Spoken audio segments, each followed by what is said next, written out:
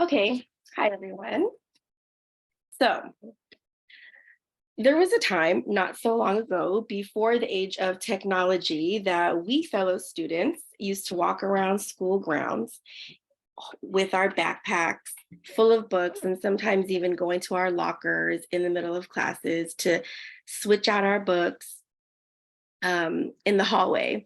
There was also a time where we took trips to the library with our kids or on our own to check out a book. And I just remember as a child that was very exciting. There was also a time when our friend would recommend a book, maybe in conversation, and she would actually hand it to you to read. Okay, so it's not like none of these scenarios happen anymore, but I do believe that since the age of technology has been constantly expanding, these scenarios have become more rare with ebooks now in place of actual printed books. Today, I'm here to persuade you to keep the need and desire for printed books alive by sharing these benefits with you that you may or may have not known about by reading printed books opposed to ebooks. So, let's see. It's not letting me go to the next slide. This is awesome.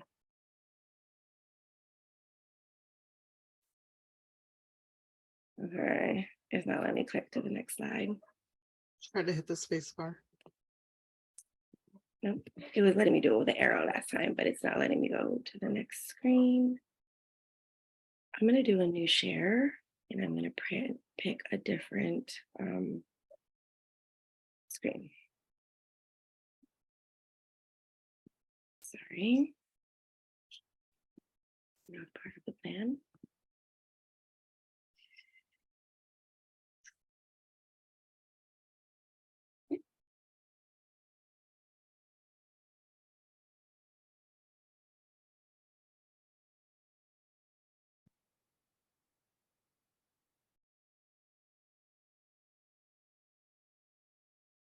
I'm going to stop this share. I'm going to try again.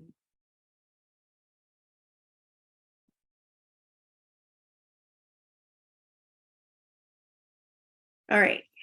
Can you guys see this screen? Yes? Yes. Okay, great. Benefit 1. So, according to an article that was published this year on the Grand Canyon University website on April 3rd, called How Using Technology in Teaching Affects Classrooms, one of the benefits that they found is that it increases creativity in their classrooms. But I would argue that reading printed books allows you to not only be creative as well, but it does something even more valuable, which is help you absorb more information. The reference I have for that is a study in 2014. Printed readers scored higher in areas such as immersion in the book and understanding of the narrative when they were questioned about it. Benefit 2 is that it helps children become better readers. Reading printed books, this is according to an article by Jenny Deem, which was printed on the Scholastic website. The article,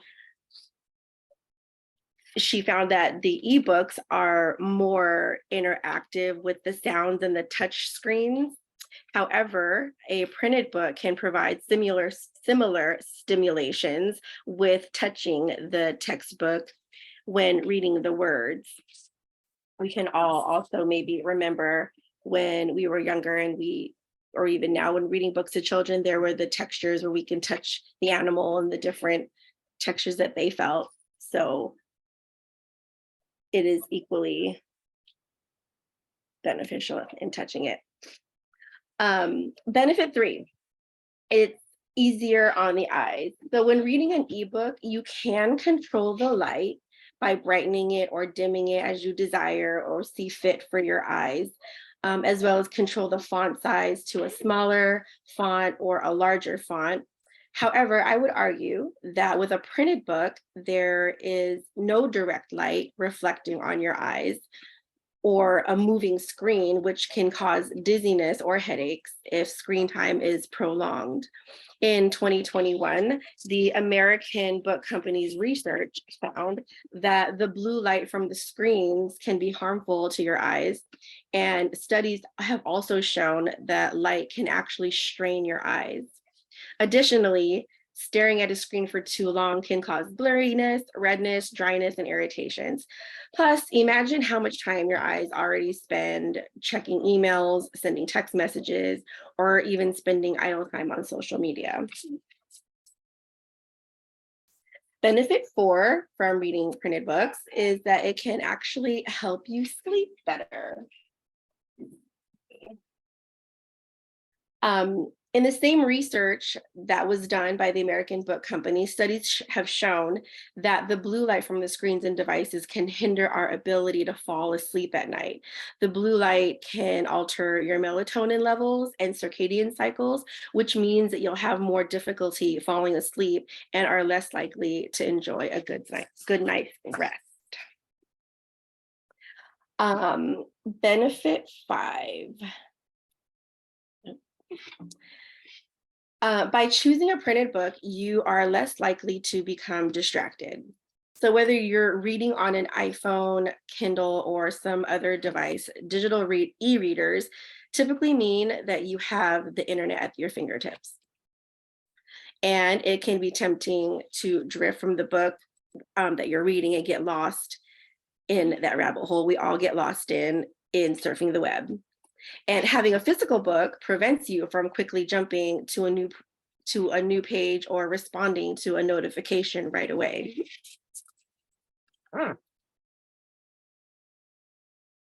Benefit 6, the Grand Canyon University research says that virtual textbooks connect students to a considerable volume of information in an engaging and accessible way to their students, and that it's important to them that to ensure the students have the necessary digital resources to access these virtual textbooks even at home and not just in the classrooms. But I would argue and have to agree with the American Book Company suggestion to have a library at home, as it is linked to higher academic achievement. Benefit number 7 is the last benefit that I have for you. And although Jenny Deem's research finds that ebooks may be more rewarding and interactive with the touch screens, the colors, and the sounds, I would argue that printed books are equally rewarding and interactive with the beautiful colors and textures of the printed pages. Now it is your turn. So don't miss out on putting something new on your shelf and investing in yourself. These 4 easy steps will allow you to do that. So you go to Amazon. Everyone has access to Amazon. You can filter your search for books as low as under $10 and pick a book, any book that interests you. Or if you think of someone and you want to buy a book for them, and by doing that and placing your order on a printed book, you will be contributing to your beautiful, ever-learning mind. Thank you.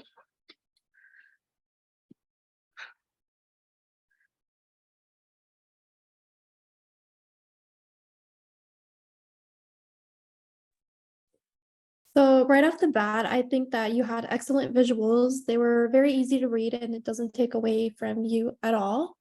I think you did an amazing job pulling through the technical difficulties. I'm very, very proud of you. I know this was the first time you've ever screen shared, so really good job.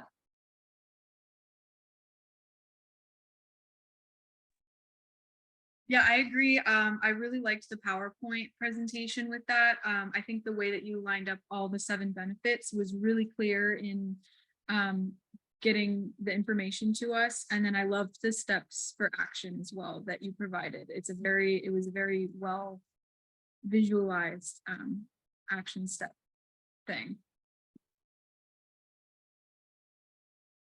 Yes, I love how you broke your call to action down into steps. I was like, oh shoot, I should have done that. It was really great. And then the other thing that I thought you did a really good job of was you did a consistent job of citing your sources out loud verbally, and then you made really clear distinctions between your evidence and how you were either disagreeing with or building on, and adding your own argument to that evidence. So great job.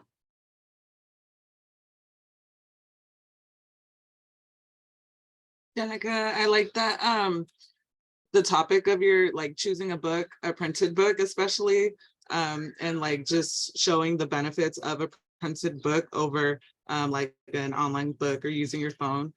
So I really understood, and like now it's like makes me more comfortable like in picking up a book and just reading that, because like I know they do have online versions and it's just easy to just search up a book, but to actually come back and just have a physical book to read, like I like that idea. I mean, we're always on the phone, so I like the topic. And then I really liked the call to action. It was very strong and it just summed up everything in whole. So I think it was a great call to action.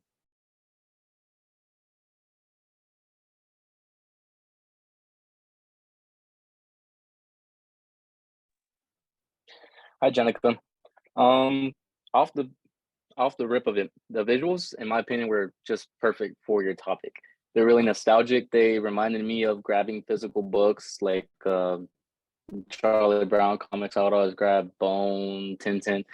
That's what your font and your design really remind me of. Just like being back in elementary and middle school and grabbing physical books and showing off that I grabbed the last copy type of thing. So I really loved your visuals. They were really, really nice, really simple, and really straight to the point. Your information, it was all cited, it was all college level, and you explained why you used it and why it's relevant to us. As well as that, seeing as this is the end of the semester and this is our final speech, it just the improvement for all of us is just anticipated, and you were the first example to go ahead and show that. So thank you. I really enjoyed your speech.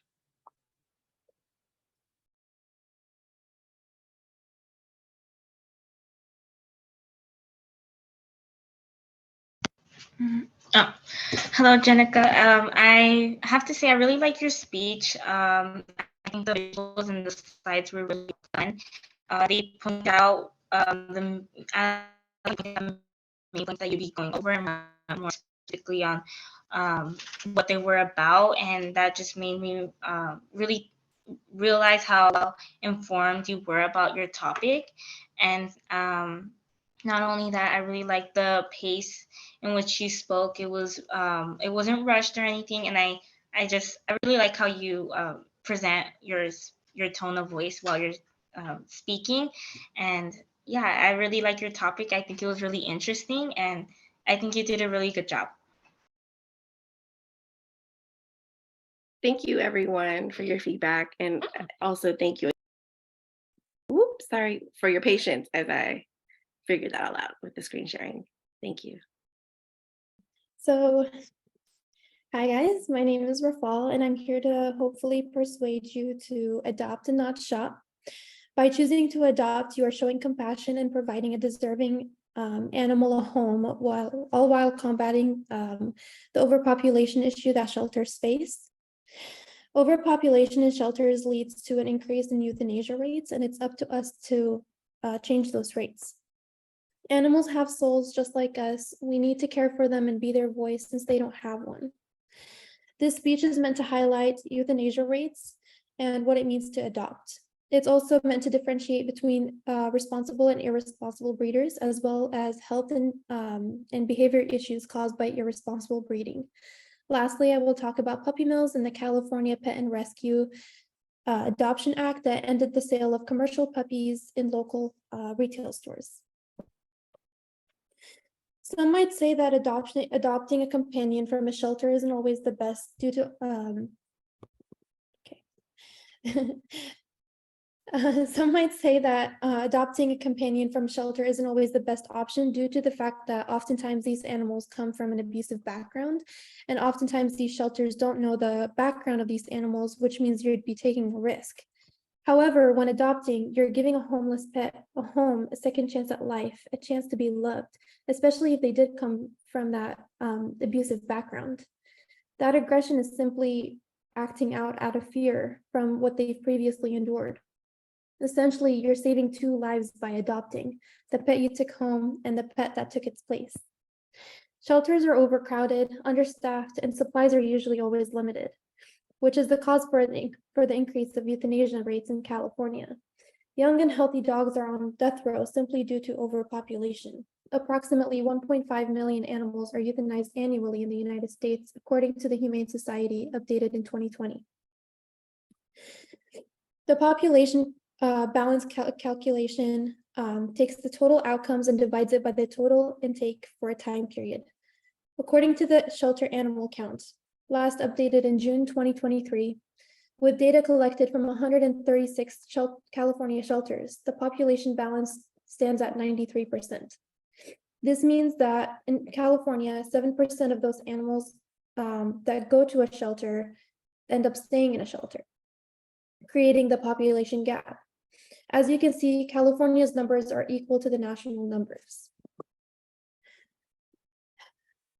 With only 136 shelters accounted for, in the month of May this year, 29,453 animals were brought to a shelter and 25,014 had an outcome. But please keep in mind that not all outcomes are good. Here's another look at only intakes, a 9% increase from May 2022. Let me just change this.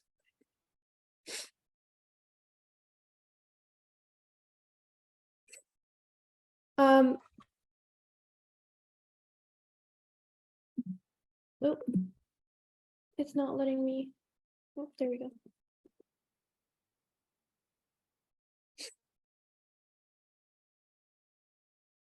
So this is the 9% increase. So up at the top, you'll see the possible outcomes right over here. So this is what I mean by not all outcomes are good. My main focus for this speech is going to be adoption and euthanasia. Only 12,934 were adopted, and that's a decrease of 5.3% from May 2022.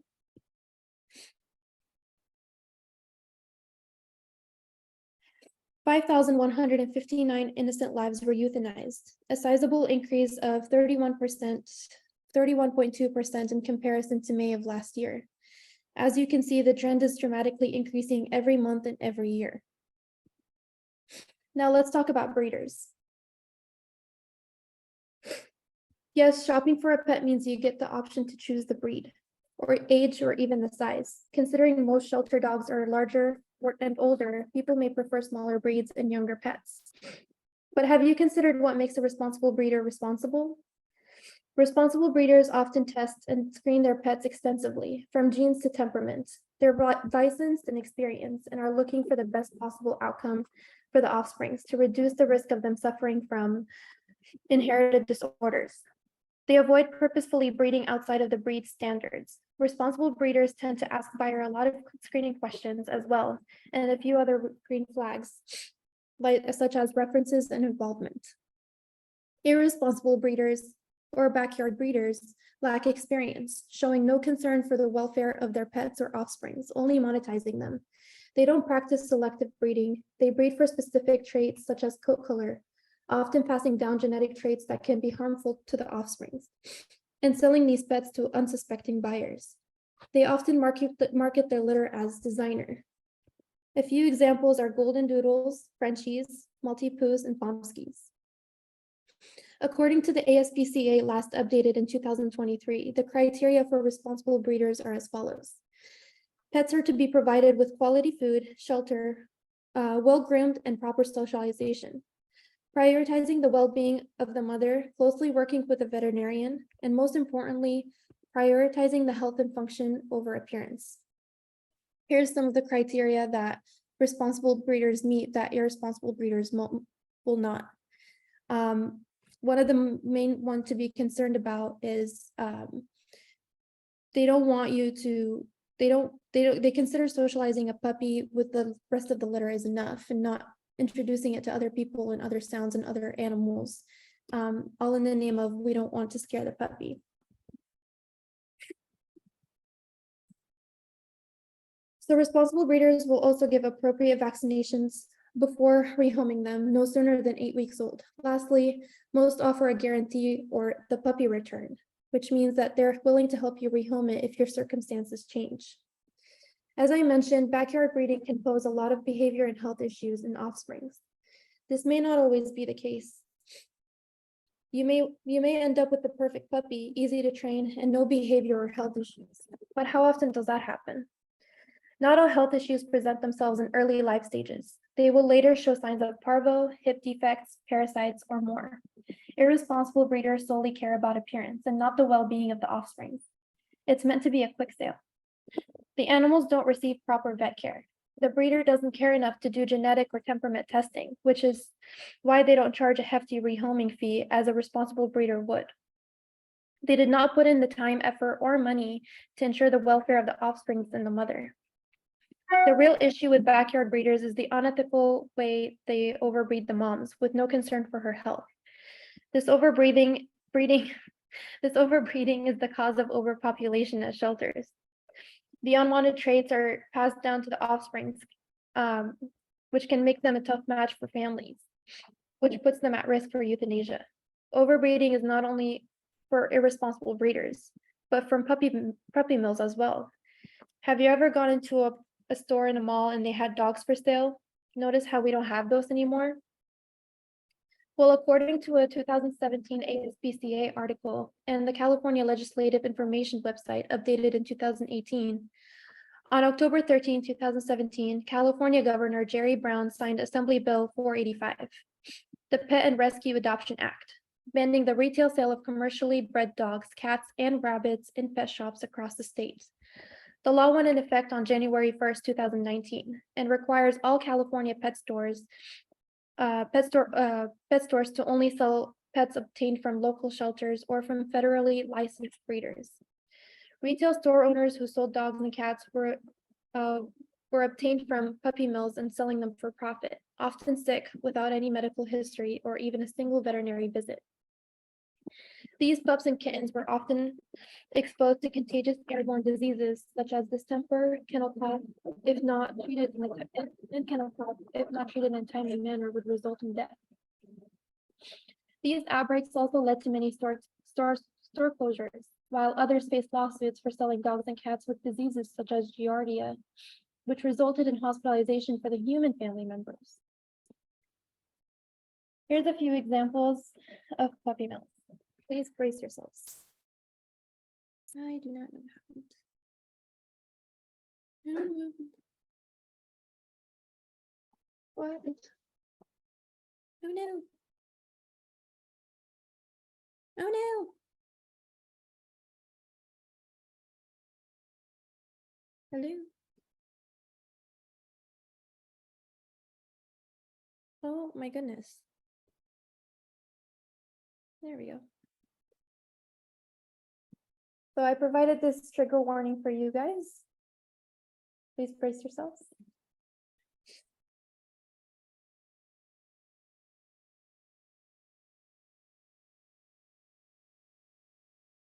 As you can see, little to no space is provided. You may ask yourselves where the food and water bowls are. Most of them are covered in feces. Many stores may have closed. Many stores may have closed. But an estimate of 10,000 puppy mills are still operating in the US. According to a Humane Society article written in 2020, with nearly 500,000 dogs kept to live out their lives solely to be bred, and 2.6 million puppies are sold annually who originate from puppy mills. So you see, there's a bigger issue going on. By adopting, you're saving a life.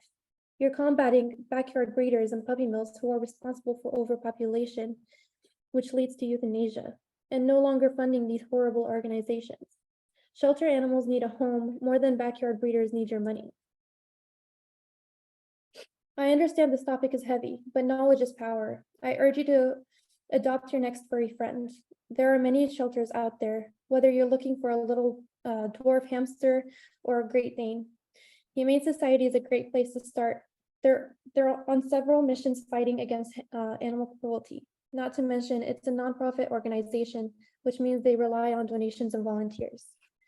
I have a link here if you're able to make a donation, whether one time or recurring, to help save these innocent lives and be their voice. Thank you.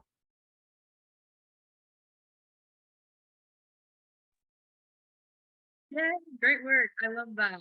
I think a couple points I want to hit on.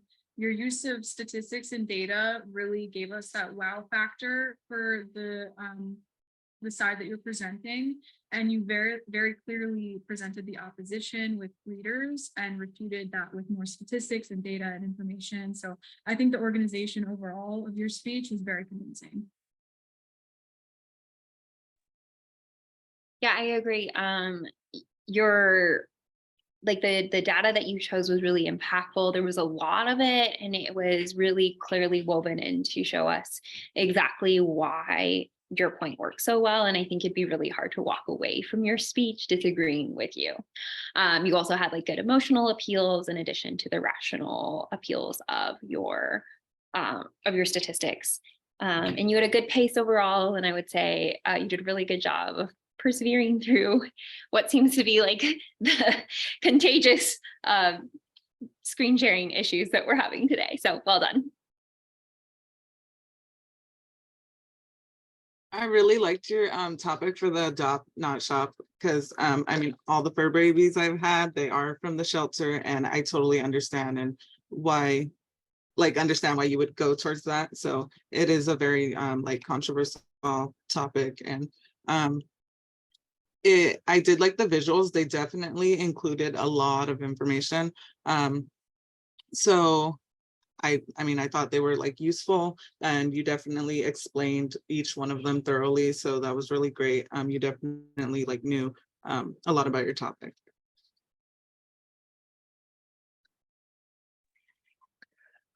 I really like the pacing specifically from your speech, especially with the visuals. Like, I feel like you really got it down to the T, like right to the last stitch, how you were gonna, what you were gonna say, when you were gonna say, what you were gonna show at that time, what about it, and you're gonna relate it to all of us.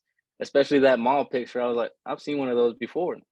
And lo and behold, he explained to me why we don't see them anymore and why we shouldn't even go to them when we do see them. That was my favorite part. It was just how well it paced with the speech. I couldn't do that even if I tried. That was amazing. And I really liked how you presented the counters to each one of them, but then you counted back to why you're representing the side you're on. So I really like your speech, and great speech.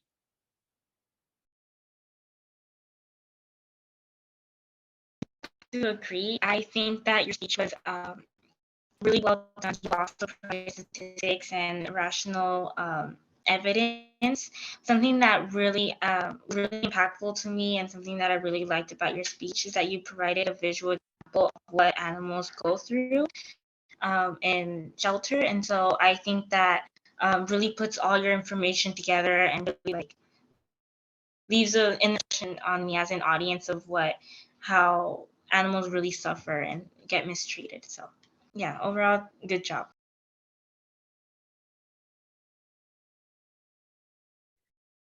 Rafal, yes, I like how you made it very clear, your topic and your plan in the beginning, how you were going to talk about it and the points you were going to cover. I think your information was definitely research based with all the clear dates and the statistics that you provided through like the graphs. And they were easy to understand and you explained them very well. I think the pictures helped a lot too with just the persuasion aspect of it, just like seeing the animals, and what they were going through. And the trigger warning too. I liked that because it was just like, okay, prepare ourselves, and I like the donation option too, because like I'm allergic to like most creatures in life. It's unfortunate because like my kids want all these animals, but it's like I like the donation option because in my mind I was thinking to myself, like, how could I even like, I can't get an animal, but you're like, you can donate. So I like that. I think that was a good, strong call to action. Good job. Thank you, everyone. This was in honor of my 2 adopted cats. So. Hi, everyone. My name is Jessica, and to jump right into it, the rights of transgender people have been an extremely hot topic in this country as of lately. You may be familiar already or you may have seen it in the news. Now, as a country that has taken countless important steps forward toward equality, we're now seeing a group of people being targeted and systematically eradicated from this country. So I will be focusing on transgender youth as they are losing rights very quickly. I will show you how this is not a fringe issue, it is everywhere and growing. So to be clear today, I will be showing you why transgender youth must have access to gender affirming care. And I would like all of us to approach this topic as citizens of the United States tasked with ensuring that those that we trust to represent us in government don't impose on yours or anyone else's right to life, liberty, and pursuit of happiness. So the main points I'll be going over today are who gets gender affirming care, what gender affirming care is, why it is important, what kind of arguments there are against it, and what we can do. So first, who is getting gender affirming care? It is popularly interpreted to be for transgender people, but in reality, it's for everyone. So who is everyone? It could be someone who's cisgender that identifies as the sex they were assigned at birth, intersex, which is a person born with multiple sex characteristics, or a transgender who is someone who identifies or whose gender identity or expression does not correlate to their assigned sex at birth. So there's kind of been an effort to disconnect transgender care from the rest of society. According to the Hastings Center in 2023, which is a nonprofit research institute interested in bioethics, most people receiving gender affirming care are actually cisgender. So again, these issues and resulting legislation can impact us all, not just transgender people. So what is gender affirming care? First, let's go over some healthcare you may not realize is under the category of gender affirming care. This could include breast reconstructive surgery following mastectomy from breast cancer, penile implants following testicular cancer, hormone replacement therapy in people who've had hysterectomies, for example, or even something as simple as hair removal. Again, this comes from the Hastings Center in 2023. And these are all interventions that typically help cis women feel more feminine and cis men feel more masculine, both of which help them align with their presented self and gender identity. Now, for transgender youth, according to the peer-reviewed academic journal Current Problems in Pediatric and Adolescent Healthcare in 2019, typically puberty blockers are used as a person enters puberty to delay the onset of unwanted changes, which gives them time to affirm their gender identity. Other measures include the eventual use of cross-hormone therapy to help transgender youth begin to align physically with them. So prior to puberty, though, the use of puberty blockers, cross-hormone therapy, and any surgical intervention is explicitly discouraged. Instead, with the focus being on the patient's understanding of their gender identity. And gender affirming measures are supported by every major medical organization. To name a few that I've included here are the American Academy of Pediatrics, the Endocrine Society, the American Academy of Child and Adolescent Psychiatry, the American Psychiatric Association, the American Medical Association, and the World Medical Association. So these interventions are enacted with extreme care and delicacy, with the mental and physical state of the patients at the forefront of associated care. These decisions are made in conjunction by the young patients, their parents, medical professionals, psychologists, and psychiatrists together. And this comes from the Williams Institute in 2023, so this year, which is a leading independent research institution for LGBTQ+ issues located at UCLA. So now we'll turn to why childhood gender affirming care is important. So this is truly life or death for much of transgender youth experiencing gender dysphoria, which is defined as a sense of unease because of a mismatch between their biological sex and gender identity. And that's according to the National Institute of Health in 2023. So in a comparative study done in the peer-reviewed academic journal Pediatrics in 2018, more transgender youth attempt suicide than any other grouping of children. So you can see here in the statistic, I've bracketed the suicide attempt rate for cisgender people, including all adolescents in general. And you can see the significant jump in different forms of transgender individuals, non-binary, or even questioning individuals. There's a very stark difference in suicide attempts in those kids. So per the Williams Institute, the use of hormone intervention decreases suicidal ideation in transgender. So it's very important for these kids to have access to this kind of care. It truly is life or death. So knowing a bit more about gender affirming care, why are people against it? So one of the popular narratives presented in opposition to gender affirming care states that gender reassignment surgery is being performed on youth. So this article on the left here, published in the Epoch Times, is an example of many stories, in fact, presented as part of an intentional spread of misinformation related to gender affirming care. So this specific organization has a history of publishing misleading claims, many of which are popularized by fact or as fact. And this one specifically was refuted by every institution being named here. So you see Duke, UNC, ECU Health. And in contrast, if you look to the right of the screen, the Louisiana Department of Health published a comprehensive report this year in 2023 on gender affirming care in the United States in response to a proposed ban on gender affirming care in the state. And they found 0 national cases of surgical intervention occurring for transgender youth under the age of 18. So you can see that highlighted in pink on the right, where it's just zeros all the way down the line. Another claim that is commonly made is the instance of detransition, which means stopping or reversing treatment for gender affirming care after undergoing interventions, and it's being cited that this occurs at high rates. Specifically, one of the major sources of this information comes from a study done by Dr. Steensma in 2011, which was published in Child Psychology and Psychiatry, where he claimed that 85% of transgender people detransition later in life. And this research presented has come into question as the parameters for analysis are highly questionable, including not differentiating between those identifying as having gender dysphoria, actually socially transitioning, or people tending to act more feminine and masculine and feeling identity in them.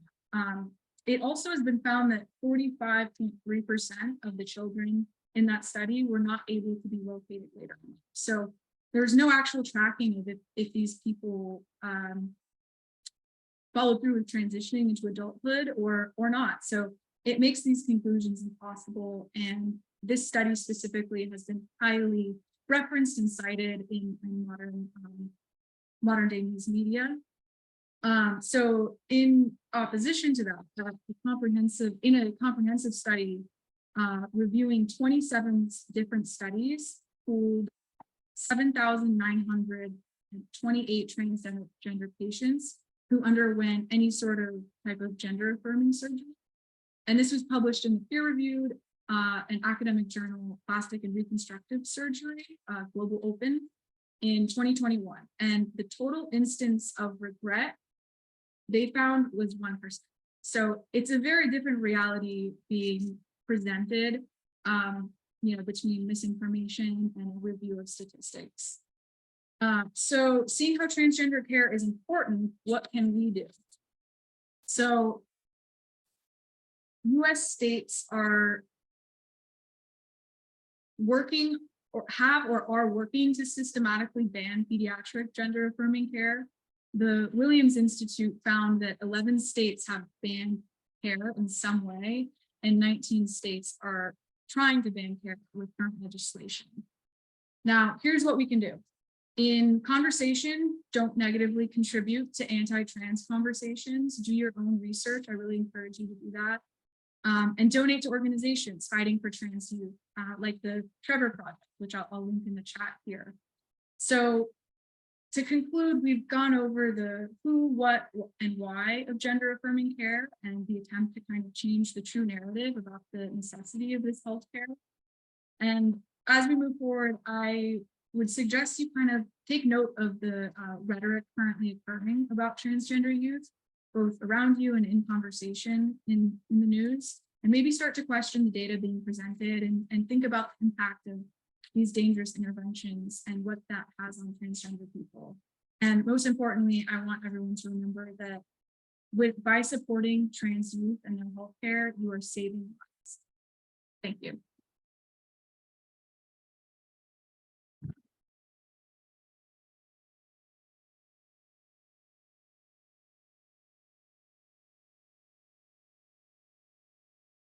You're muted. Can't believe I'm still doing that. Thanks. I did a great job, Jessica. Your speech overall flowed really smoothly, like always.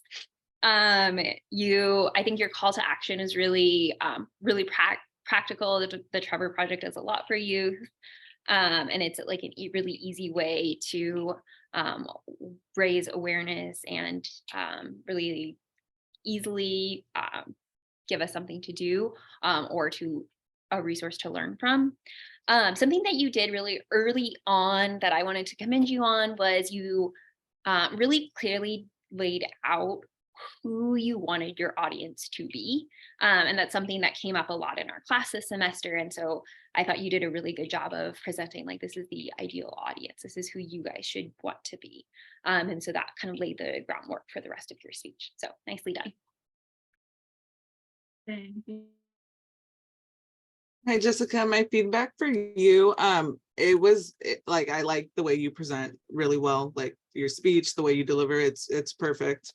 Your call to action, it pretty much was very specific and summed up like your introduction, like the whole speech actually. And then I see your link in the chat. So thanks for sharing that. I'll totally look at that.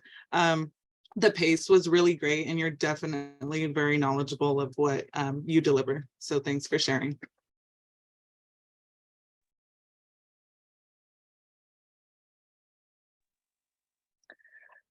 Hi, Jessica. Your speech in summary was just concrete evidence of just actions we need to take as, like you said in the beginning, US citizens, not as singled out individuals. Your call to action itself to me was it was like the most malleable and realistic call to action we could have done. And it was the first thing you said, just stop talking negatively about it. Because that's something that it's always being done and it's just the easiest thing we can do. One thing that really caught my eye about your speech in specific, other than your actions, was just how well you presented the counter arguments, and yet how out of nowhere you just gave them like a left hook and like, yeah, well, that's wrong. Yeah, well, this is why I'm right. And that just shows what a persuasive speech should really be. So thank you for sharing. I appreciate that. I have to agree. I really like the way you presented your speech. You provided a lot of evidence, and I think you did a really good job in the flow of how you provided the evidence and what you went over throughout your speech. And I really like, one of my favorite parts that I liked about it was how you, at the your call to action, you mentioned that you were going to provide a link of just where we should get more information. And that's something as an audience very tempting to do, just click, and it's very easy. And I think that's something that I really liked about your call to action. You gave us right towards us, and I think that was really thoughtful and helpful. Thank you. Hey, Jessica. Yeah, so I want to start with echoing what Rachel was saying as far as like in the beginning. I also liked how you put us in a position mentally to be ready to receive information as US citizens and not, as Alejandro said, like as individuals, you know what I mean? So it gave me different listening ears, because it is very controversial. And I think you did a really good job also with defining different terms for those who are like unfamiliar, like me, like, you said some terms I didn't know of too much, and you defined them to help me understand better. And You stated your oppositions clearly, and I think that your evidence also supported what, in like a good way, like what we when you said like, what we thought versus reality. I thought that was really good too, because yeah, it was really good. You did a really good job.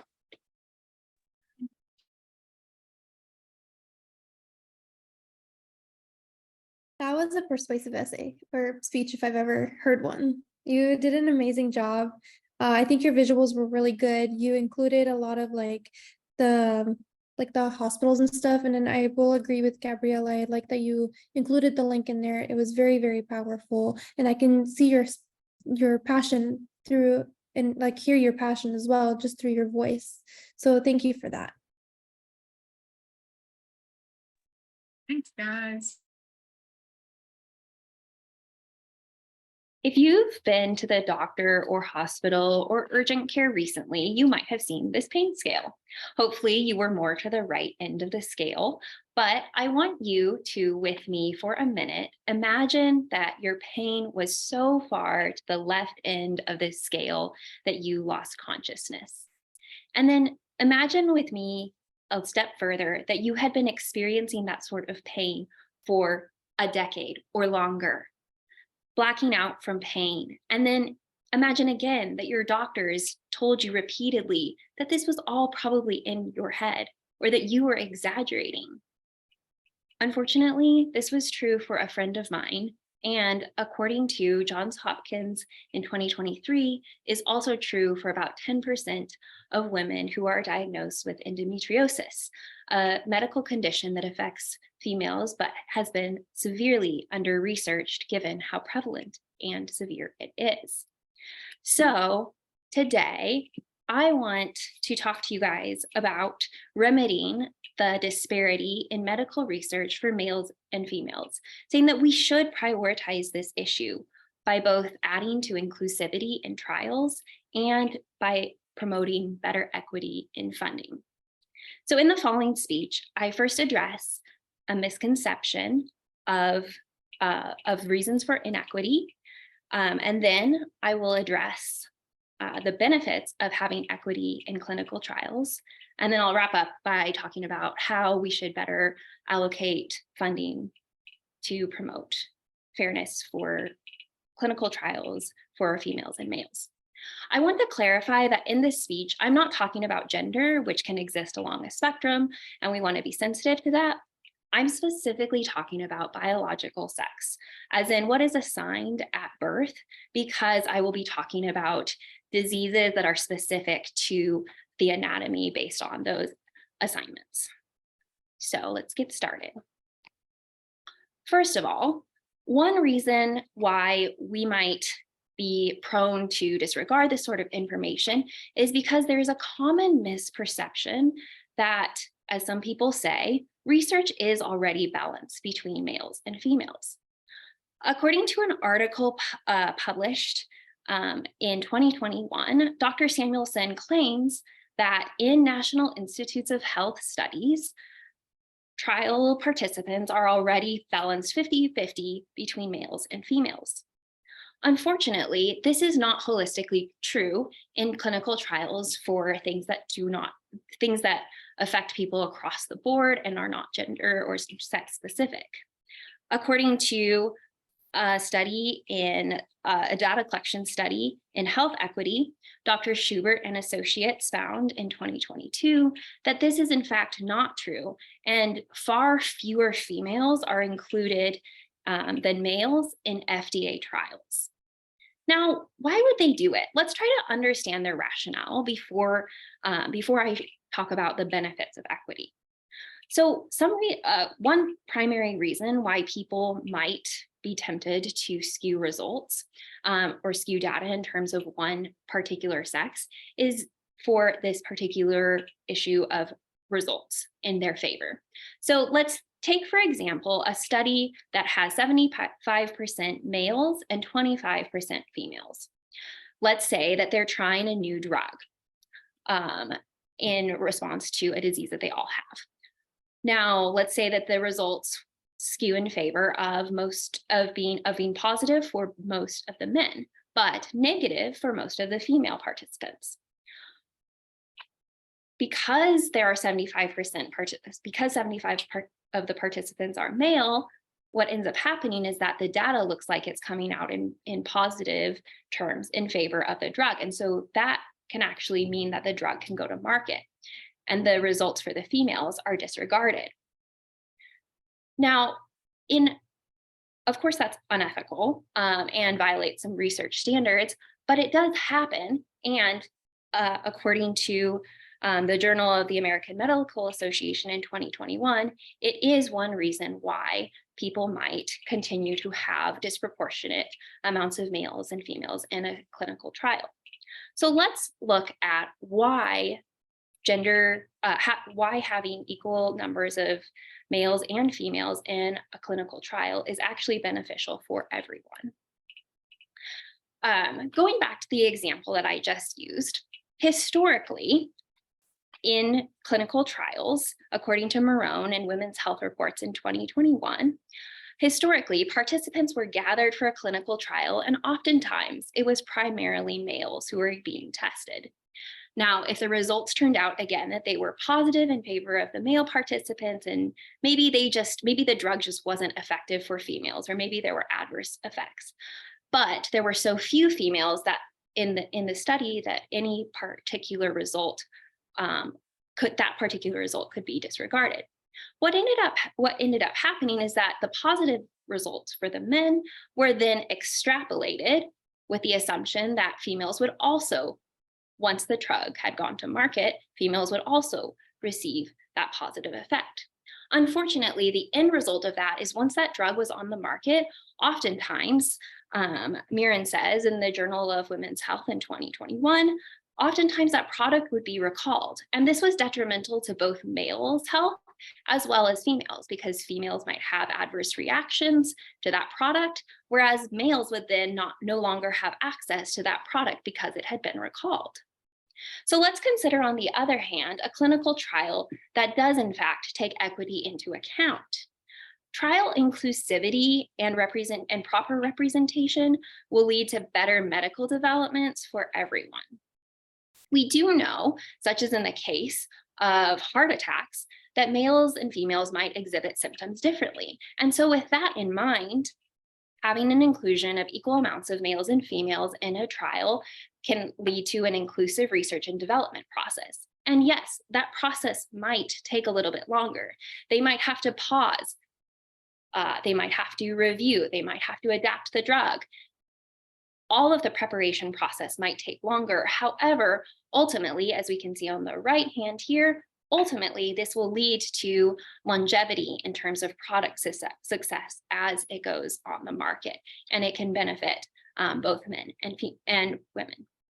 According to Mirren in the Journal of Women's Health in 2021, this is going to also allow things that have been generally marketed towards one particular sex to then actually be more inclusive in terms of finding out how that sort of thing can help or might need to be adapted for the other sex, such as mental health resources, which have been generally more available for women, will then be more available for men as well, or something like better cardiology and hematology options for women, which previously were more targeted towards men. So of course, none of this can happen unless equity is also adapted to be more equitable. So currently, unfortunately, as seen in Smith 2023, diseases that affect males specifically, such as testicular cancer or prostate cancer, are far better funded than research for female-specific diseases, such as ovarian cancer or the illness that I mentioned in the introduction, endometriosis. Why is that? And should that really be the case? Well, according to the NIH in 2021, the burden of disease or lethality should be really what is taken into account. In other words, rather than distributing both public and private resources towards funding in a biased way, it should be based off of how deadly the disease is and how it disables or impacts not only the life of individuals, but populations. How prevalent is this sex-specific disease? And if funding is allocated that way, then the impact of individuals and societies can literally be life-saving. In terms of ovarian and cervical cancer, oftentimes those are in fact far more lethal or far more severe than something like prostate cancer. And so it only makes sense, it does seem like common sense then, that they should be better funded than something that has less impact or perhaps lower prevalency. So in sum, hopefully you have now a grasp of why sex-inclusive trials benefit everyone, and you should see why funding should be allocated with more equity, aimed at addressing the lethality or the disease burden, as opposed to funding being distributed in a gender-biased way. Of course, the next time that you are asked to donate, say that you're in the line at the grocery store and you're asked to round up to the nearest dollar for cancer research, or there's some sort of medical research, there are two questions that you can ask to promote equity. First of all, who is participating in this research? Or secondly, how is funding allocated? By asking these two questions of your cashier or maybe their manager, it only takes you about 30 seconds to start getting people to think critically about how these things are being funded and why. Together, hopefully, we can work on improving awareness for equity in terms of better representation in trials, funding distributed more equally to collectively create a more inclusive healthcare environment for everyone. Schubert observes that in 2021, this is just the starting point. Once females and males have sex-specific medical research that benefits their disease burden, then that sort of medical research and sensitivity towards inclusion can be extrapolated to the wider community as well. Thanks, guys.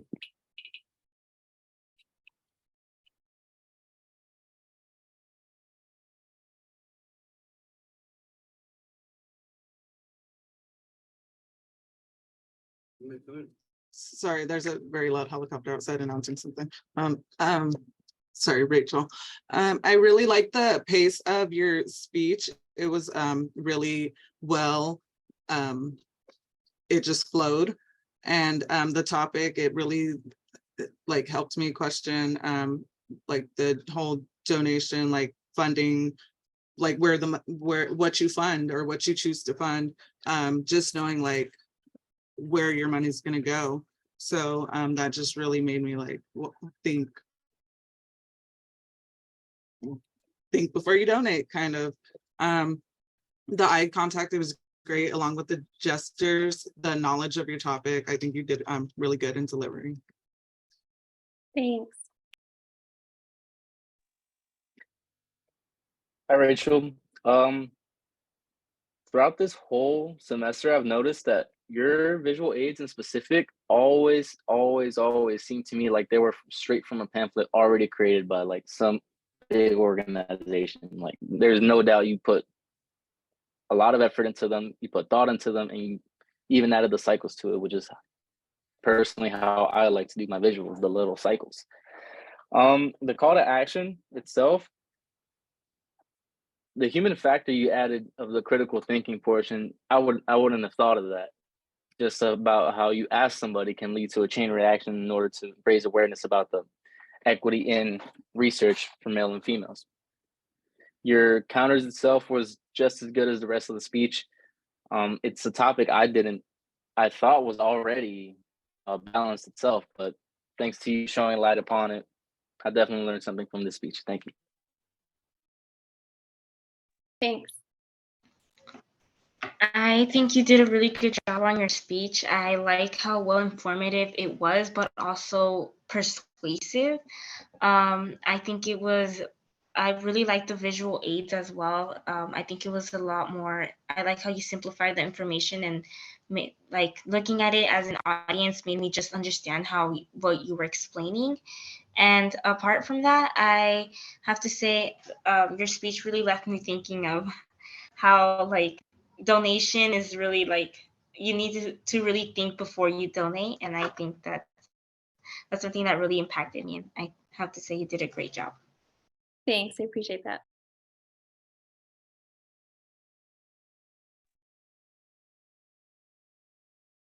Hey, Rachel. So I think, well, first of all, I always say something about how you speak. I think you speak very well. I don't know if you've done this before ever, but public speaking is definitely your thing. Like I see you doing this a lot. Like it's just very natural to you. So I just wanted to put that out there first, just in how you even gave your speech. You did make a lot of what you were talking about very clear. I've enjoyed like the unique topics you've chosen throughout this class. I think I've always learned something new, like every time. It's definitely a topic like I wouldn't think of, or and it always seems to be something too that you that is something that is important to you, and I could tell. And so I also like just the very end when you brought up the whole donation aspect with the visual of like the CVS right there. Like, yeah, I just went there the other day, like, and I upscaled or whatever. I didn't even, half the time I really don't even know like what it is, but I just like, go ahead, you know what I mean? And so I like also that aspect, how you were like, well, ask them like, what is it? And it'll bring more awareness to me too. So I think you did a really good job on your speech overall. Thank you. As Jenica said, I think, yeah, you did a wonderful job. You're very well spoken. The speech was very organized and your visual aids were perfect. The topic is clearly very important to you. And I like that, yeah, in your previous speeches and this one too, you always incorporate somebody that you care about that has been affected by the topic that you are presenting. So I really appreciate that touch of vulnerability from you. Thank you. Yeah, so kind of going off of both what Jenica and Rafal said, the topics you pick are always so complicated, and not in a bad. They're like you don't take any easy route with your topics, and it's amazing to see how well you break it down for us when this is something that I had no idea about at all.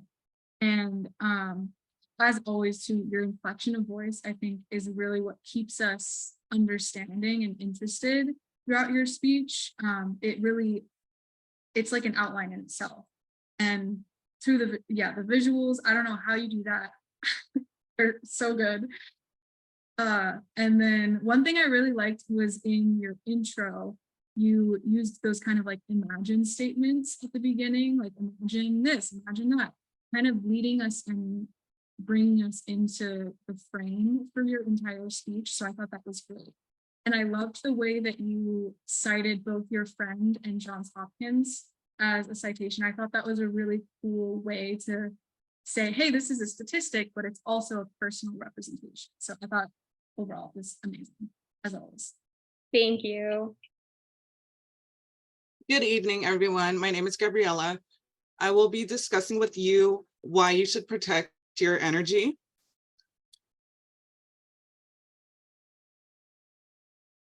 First, I want to explain what energy is. Energy is the strength and vitality required for sustained physical or mental activity. Energy is life. Do you ever wake up still completely exhausted? What if you woke up and felt absolutely great? Tonight, I will discuss the importance of protecting your energy. I will share techniques and a few tips you could use to protect your energy, as well as letting go of negative energy, meditation, and the benefits of protecting your energy.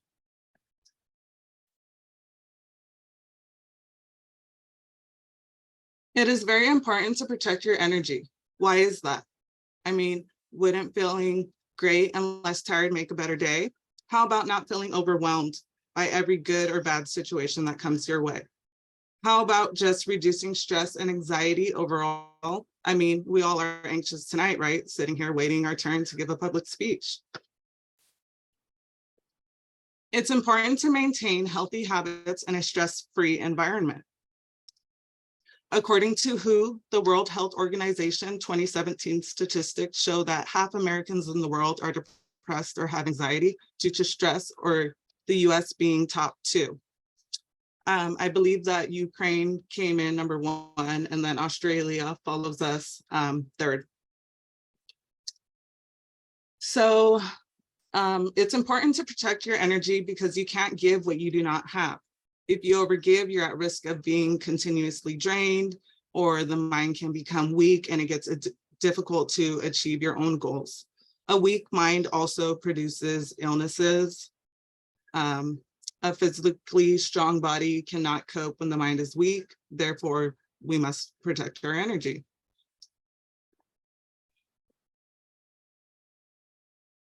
When you protect your energy, life becomes more adventurous and enjoyable. In this case, we must let go of any negative energy. You can do this by cleansing your space, maintaining clean environment, and this will allow energy to be able to flow through to you. Smudging is also a great way to cleanse your space. Everyone has their own medicine to smudging. Most follow a Native American ritual, and that's pretty much how smudging started. Smudging is used with sage or cedar. I do have sage that I personally use myself. This sage is like aligned with chakra colors. I will be going into chakra and explaining a little bit about that, not much. And then I also use Palo Santo, or a stone, which is selenite. So that's things that I use to smudge or cleanse. So when you light your sage, basically it creates the smoke, and that invites in positive intentions, and it brings like a purified essence to your space. So after smudging, in order to keep a positive environment, you could use affirmations like telling yourself, I'm happy, I am peaceful, I am grounded, or something like, I will only allow good vibes around my space. You must trust your intuition and your inner power. Like I said, keep your chakras balanced. Don't allow yourself to be negative. Don't judge others. Practice meditation. These are all proven strategies that work to protect your energy and maintain healthy habits. With that being said, the image I have up here, protecting your spirit from contamination, limit your time with negative people. It's very powerful, and for you to take into consideration who you surround yourself with. Just an example, you can have a friend venting to you about why so-and-so is not so great, or this and that. And I mean, it's always nice to show sympathy and kind of be negative with them, but we have to remember we can't allow ourselves to be negative. We can't judge others. We're listening to somebody vent. Don't chime in negatively, because what you put out always comes back. This leads us to meditation. So have you ever wondered what meditating is, or what the goal of meditation is? It's definitely not just turning off your mind. Here I've just provided different positions that you can use to meditate, but don't worry, there's no right or wrong way to meditate. It's not something that you have to be good at. Meditation is a simple, fast way to reduce stress, according to the Mayo Clinic staff in 2022. They also provided information that says meditation has been practiced for thousands of years. It's known to improve sleep quality, increase imagination and creativity, increase patience and tolerance. It actually, health-wise, keeps your heart rate lower, as well as blood pressure. Meditation helps skills overall to manage stress, and most importantly, helps gaining perspective in a stressful situation and reducing negative emotions and energy. So John Kropp shares his own experience in an article, Why Anxiety Really Sucks. He learns how to manage his anxiety and he just uses meditation every day in his life. So one day John gets up and he moves to New York City, and the overwhelmingly population of New York City causes his anxiety to spike to like the worst of times. He said he had the feeling of being drowned and had a feeling of being doomed, almost as if he had taken his last breath. His regular meditation technique did not work or help, so he had to remind himself short moments many times. That reminded him to use meditation techniques called mindful pause. Study shows that meditation can actually reduce stress and anxiety in just 30 seconds. One study from the psychiatry research found that meditation shrinks amygdala, the part of the brain responsible for stress and anxiety, or what triggers aggression. So let's talk about a mindful pause. This is a great spot treatment technique for times of stress, anxiety, or feeling overwhelmed. It's a technique that just takes 30 seconds. It helps tune down your body. You can do it anywhere, sitting, standing, laying down, just a comfortable position. You can do this at your desk with the room full of people, or you can put yourself in a quiet room. No one pretty much will even know like you're meditating. So when you're going through a triggering phase, sometimes you just need to attempt the process. Inserting mindful pauses throughout your day gives you the opportunity to collect yourself. As I mentioned earlier, using affirmations and good vibes only, that comes hand in hand with pretty much protecting your energy. The slide here shows a comparison of balancing chakras, as I discussed earlier. So to balance your chakras, it's basically keeping yourself aligned, like grounded with the universe, or I mean, other people have their own beliefs. So on the right side, you see how the stress affects the body from the head to the toes.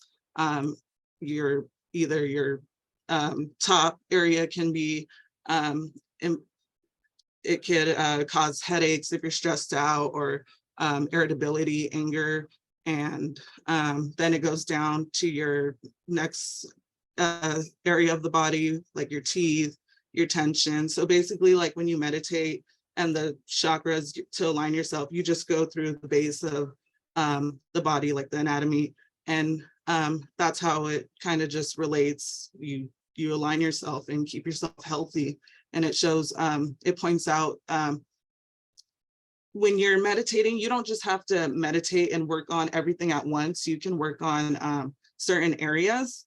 So with that being said, if you're having increased heart rate, you would work on your heart chakra. If your muscle tension in your legs is very bad, you would work on the root chakra. So it just shows how stress and the chakra balancing go hand in hand. Something I like to do when I'm stressed or anxious is refer to my oracle cards for guidance. I pull cards for myself. Tonight, let's see, tonight I pulled a card for myself, and I just asked, like, what do I need help with in order to deliver my speech? The card I pulled out was a card named Master Jesus. It's from an oracle deck called The Keepers of the Light by Kyle Gray.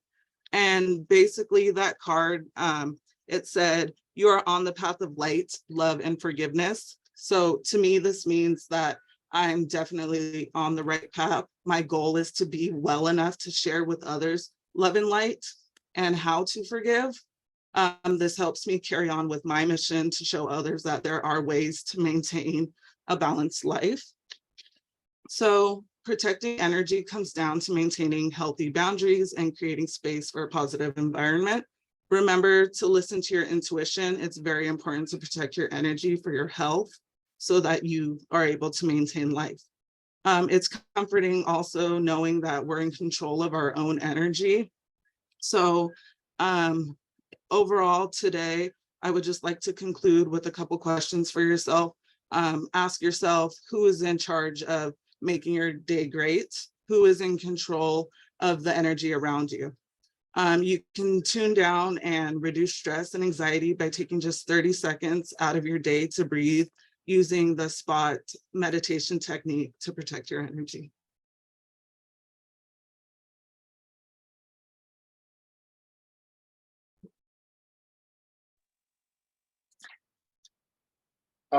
Right to begin, I did not know the name of that part in the brain that started that flight or fight thing. No class I ever took ever taught me that part. You were the first person to ever tell me that, so appreciate that off the bat. Another thing was I didn't really understand or like ever knew about other ways to cope with stress other than daily habits and meditation.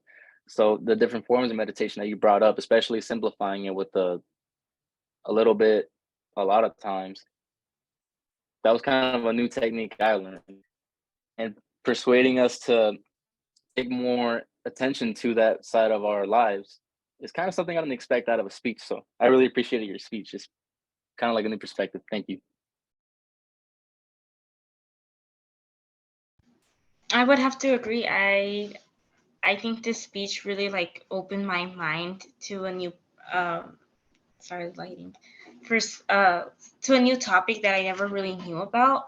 I think this really just it really also taught me a lot about like how meditation is really helpful, not only spiritually but also mentally. And I think that that's something that I really like about your speech, just how well informative it was, and how it really well educated. It educated me a lot about how spirituality has a lot to do with your mental health. So I think you did a really good.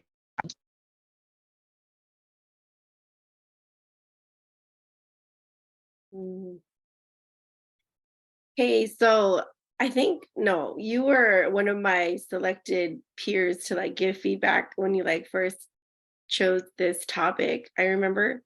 And I was already excited to hear about how you were gonna go about this because I'm all about like self-care and protecting, your energy. And so it was really interesting to hear everything you had to say.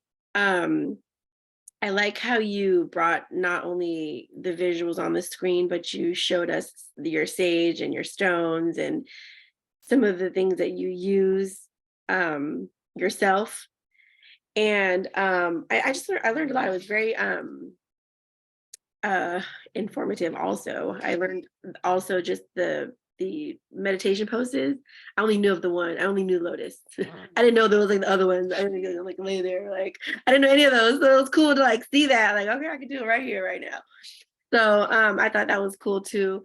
What else was there? I like the provoking questions at the end, just like, reminding us that we are in control of that.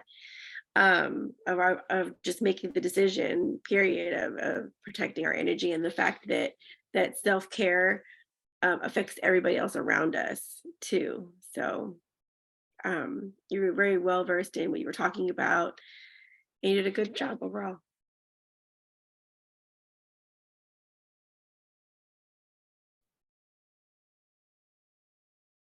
Hey, so I do have to agree with Alejandro. This is not something that anybody has ever explained to me, and it was something that I found very interesting. So thank you for taking the time to explain it. I could tell you're very passionate about it. Thank you for showing us your sage and, explaining the colors. I just thought that was a very interesting topic, and definitely loved your I can't English right now. You're provoking questions. So yeah, definitely did a wonderful job. Definitely can hear your passion about the topic as well. So thank you.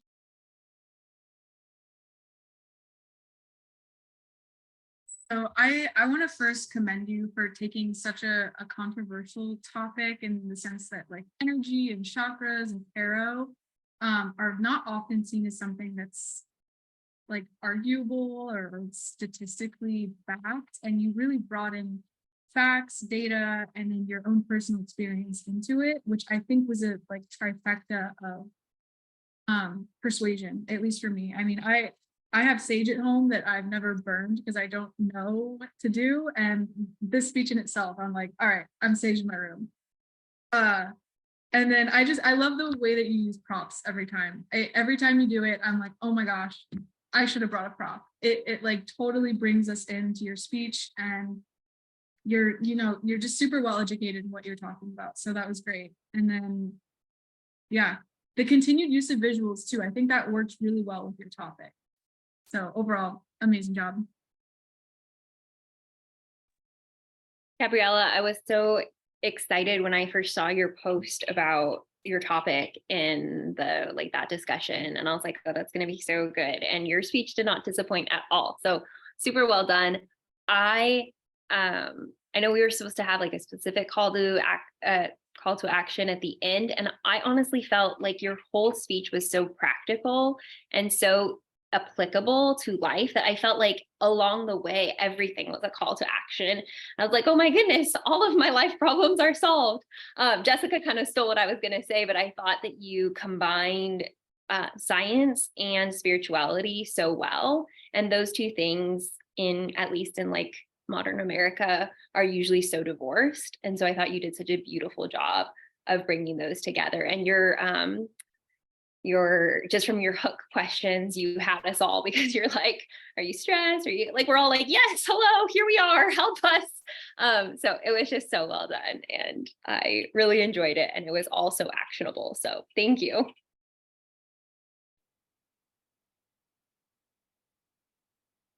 Good evening, everybody. I'm Alejandro, and today for this persuasive speech, I'll be trying to persuade the class into taking a vocational trade or earning a certification in a trade. So by February of 2023, via Miss Glaslova in 2023, over 53% of college student graduates are underemployed or unemployed altogether, whereas trade students land a job within the time frame of 18 to 24 months via Mr. Farrington in 2023.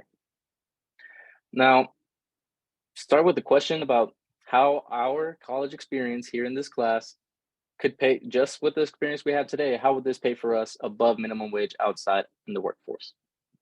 So I'll be explaining how trades aid employment, how stable the wage can be and can even give us a boost in life, and the argument about the counter low job avenues. So starting off, there is quicker education and employment with trades. So what are trades and why do they employ so fast? So trades are just vocational careers that teach students to be proficient in certain skill sets, or just a single system that are often in high demand. The starting salary can average over $70,000 via Mr. Farrington, and as personal reference for a career in electronics. So via my visual aid, with the relationship of demand and employment of trade workers, the student becomes proficient in that skill or trade. That trade is relevant to most issues in most households and companies. When that proficient trade worker gets contracted, they're needed to fix that issue at their rate of pay and cost, whether that be fixed or it may fluctuate to even higher depending the trouble call. With the higher employment and demand, the contract rates equal better quality results due to better funding for quality rating and education.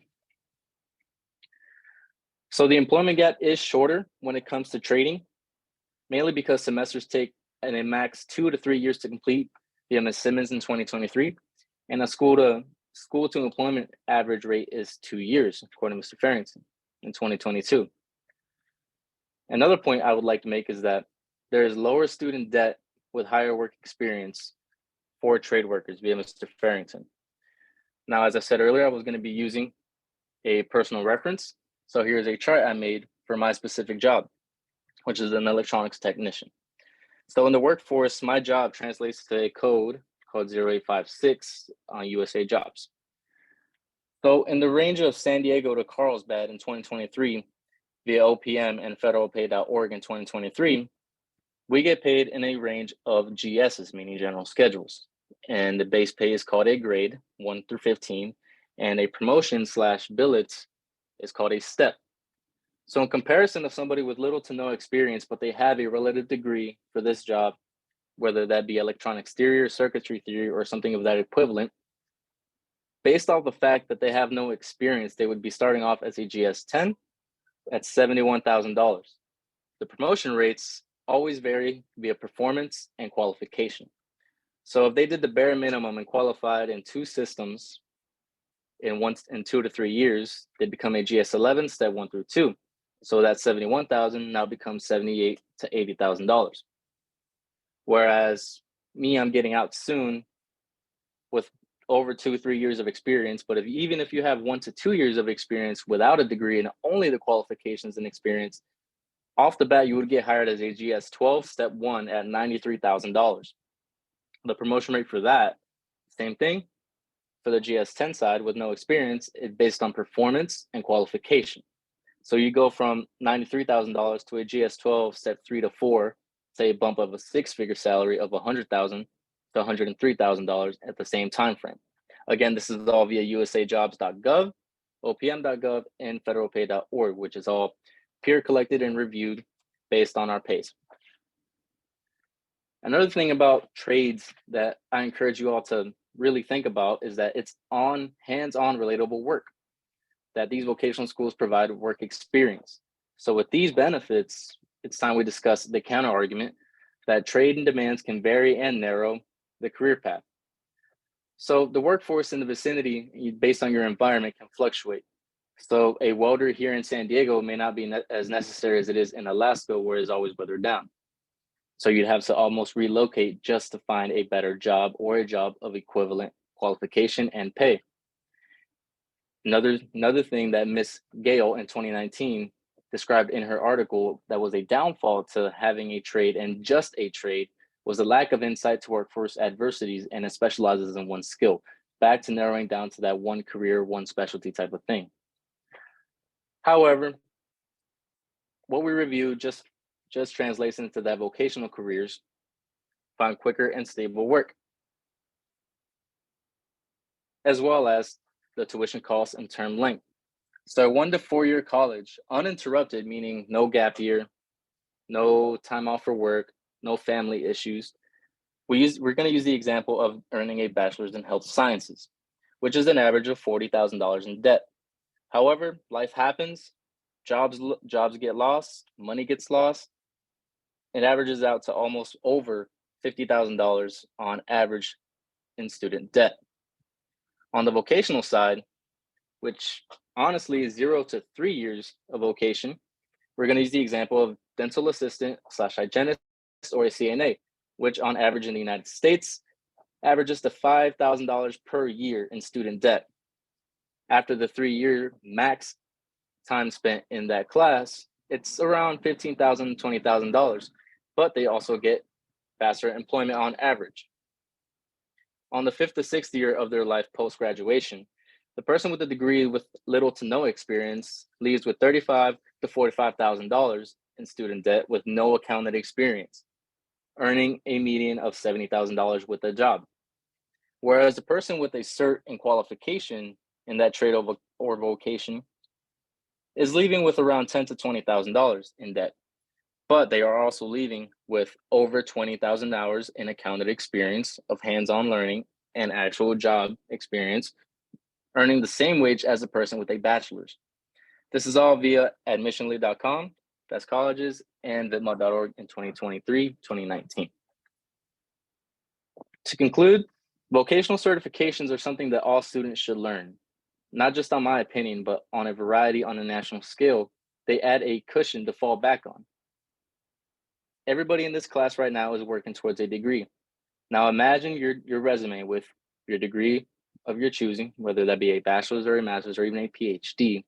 Now adding just a certification that you have work experience in that workforce, that you have the marketability, and that you have the certification and knowledge to do that job not only hands-on, but also on paper.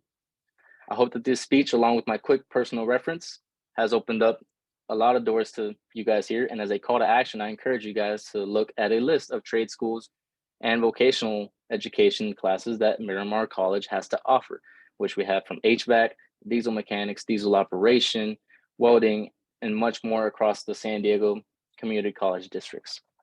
Thank you, and I hope you guys had a great night.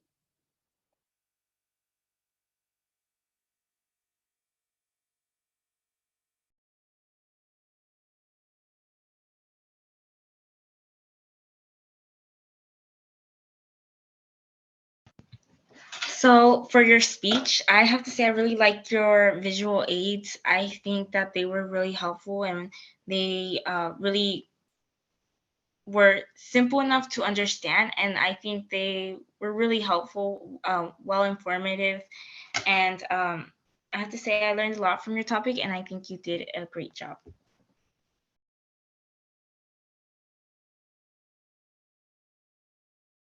I like your topic. I'm already persuaded. When you started talking in the beginning, I was like, yes, when you said the title, because honestly, like I've been, as a returning student after so many years, like I am all about maximizing my time. And I think that, this was mentioned to me like before from I think counselors and just other people that are in my field of study and like, but I haven't actually like pursued it. So this definitely has reminded me of all the good things that can come from it. And just also the fact that you said that it also adds a cushion to fall on, like I don't have, it's just good to have. And I really like the timeline that you showed and just the timeline type of, visual you had with the years. And I thought that was really great. What else was there? Yes, I think that you speak very well. Also, you obviously know what you are talking about, and also your call to action is great. It's on my to-do list. Like it's Saturday, but Monday I'm going to I'm just probably talk to the counselor or something and just definitely look into see what my options are while I'm in school. So thank you. And I think you did a really good job.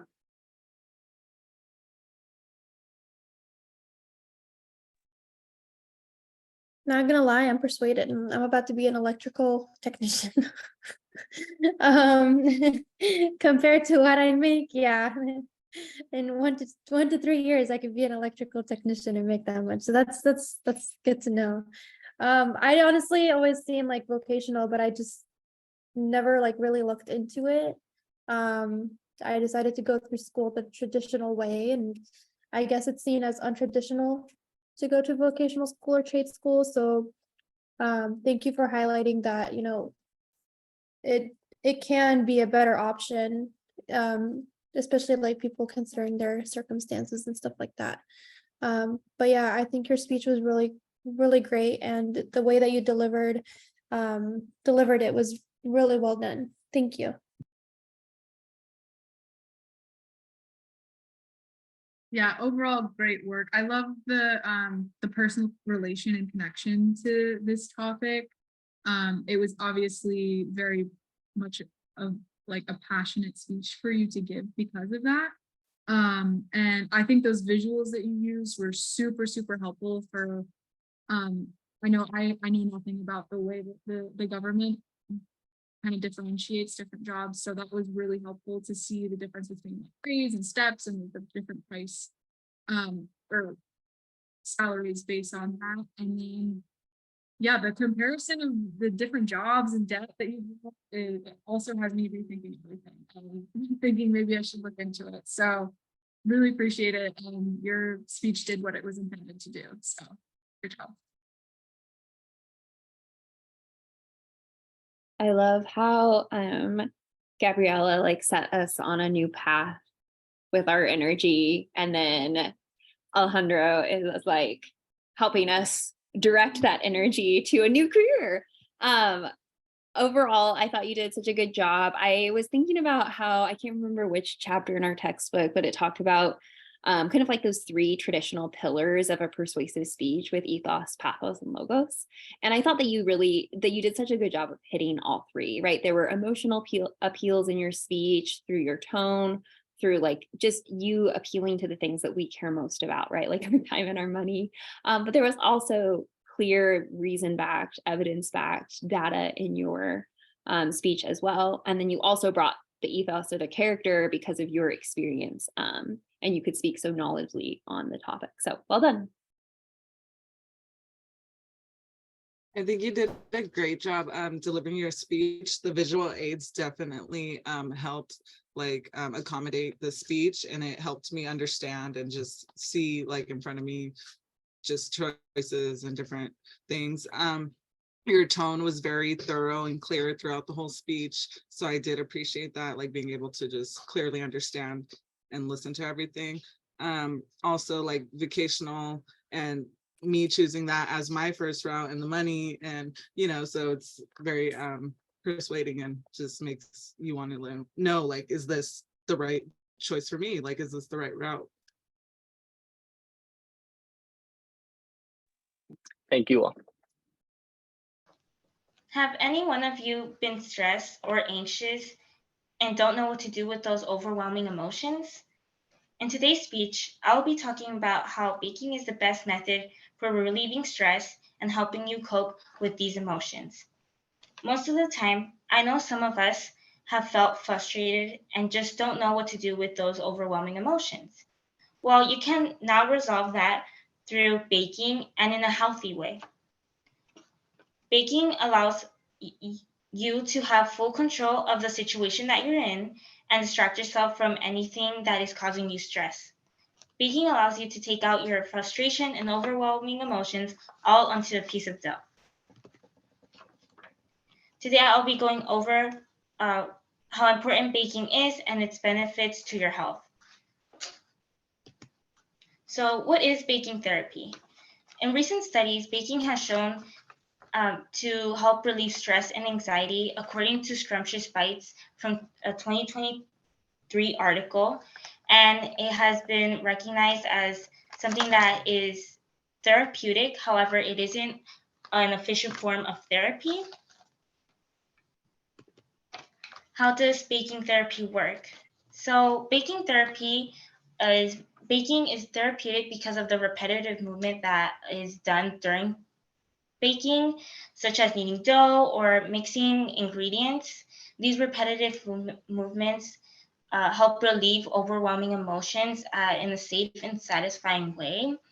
It also allows us to be more present in the moment. When you have a lot of thoughts in your head that are causing you stress or anxiety, baking requires you to have a lot of concentration in the moment and what you're doing at the moment, which allows you to really pull yourself back into reality and be present in the moment and just concentrate, which helps relieve your mind from thoughts and things that really cause you anxiety or stress. Baking also helps you have a sense of accomplishment. After seeing the results of baking, baking has helped people have a sense of accomplishment, feel satisfied with the results that they have had. And not only that, baking also helps your senses be stimulated. And in Scrumptious Bites from a 2023 article, Dr. Yelda Safai, which is a psychiatrist contributor to ABC News medical unit, has actually proven that baking actually is a form of, still has the same effects and symptoms that a medicine for stress relief has had. Baking allows you to be present in the moment and have your senses stimulated, which is the same effects that the medication has. And this just comes to show that baking is a lot more healthier than taking a drug to relieve your stress and anxiety. And although baking does help relieve stress and anxiety for most people, unfortunately, there is a portion of people that have macrocophobia, and these people who have macrocophobia is basically have the fear of baking, or at least have the fear of the thought of baking and cooking. And so these people have this fear of cooking because it stems from OCD, perfectionism, fear of making mistakes. And instead of baking helping relieve their stress for these people, people who are macrocophobic, actually baking for them stimulates a lot more stress and anxiety. And this usually is caused through the environment in which a person grows up with. This also can be caused from a past experience that could be pretty traumatic for some people. And apart from that, genetics is also a cause for macrocophobia. And this could be passed down genetically within your family. And although macrocophobia is something that can be caused through a traumatic event or something genetically, you can receive help or therapy to cope with macrophobia, and you can find more information about that at clevelandclinic.org. And so now that you have a little bit of background knowledge of baking therapy and how baking can be therapeutic, I will now go over the benefits of baking. So baking has two major benefits, and it is mental and personal. According to Keisher Permanente from a 2022 article, baking has stimulated, or at least has helped people have more happy memories. Baking is an activity that allows you to be accompanied with your loved ones, or at least you have the option to do baking with other people that you feel comfortable with. It also allows you to share joy and really uplift your mood when you're stressed or anxious. Apart from that, baking, it also helps inspire creativity based on the diversity that baking has from desserts. When you're baking, you're basically baking for yourself and what you based on your preferences, and this just inspires creativity for most people because it allows us to really decide or decorate the desserts that we want in our own preferences. And for the personal benefit, according to HuffPuff Post from a 2021 article, baking has also been a form of communication for people who have difficulty communicating. This helps these people to be a lot more expressive of their emotions through baking and express their love and affection, or at least care for people who have difficulty expressing their emotions through baking. So baking isn't just baking, it is an activity that can be therapeutic. It is a form of therapy that you can do from home and in a comfortable environment. So start baking today. You don't need to start off making something big or at least extravagant. You could just start off instead making something small, such as cookies. If you start off today, I can assure you that you'll feel a lot more relaxed and happy. Baking not only allows you to make something tasty, but it can do so much more for you personally. Baking is something that it isn't that complicated and can be an activity that allows you to be accompanied by your loved ones and to have and create happy and fun memories. Thank you.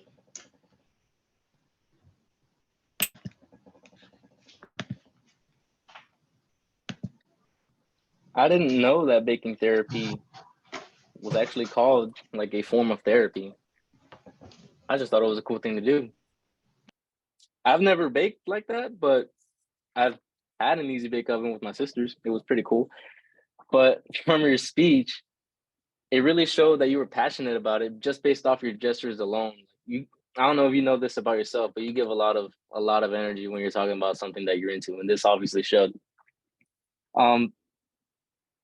The phobia that you discussed, I could not pronounce that for the life of me, but I didn't know that that was correlating back to memories of stress or feelings or diagnosing of OCD. I didn't know that, and that could be a reason people don't feel to inspire themselves or take up a new form of therapy, as you said. But overall, you were eloquent in your speech, and I don't think it could have been anybody here, but thankfully it was you that closed off our semester with that final speech. Thank you. Thank you. I would have to agree with Alejandro.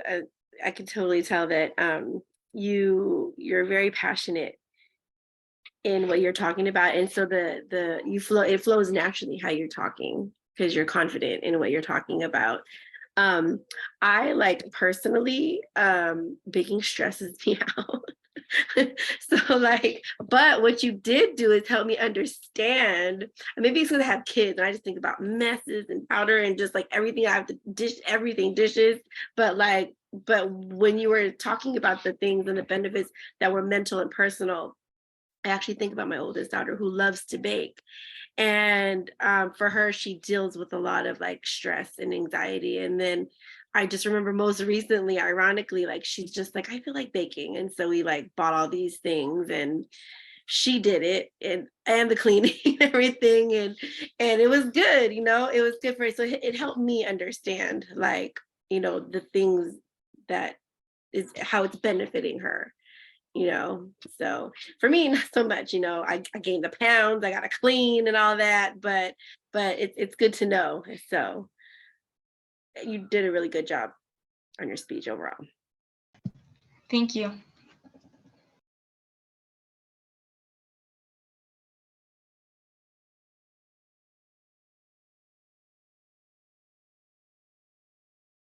There we go.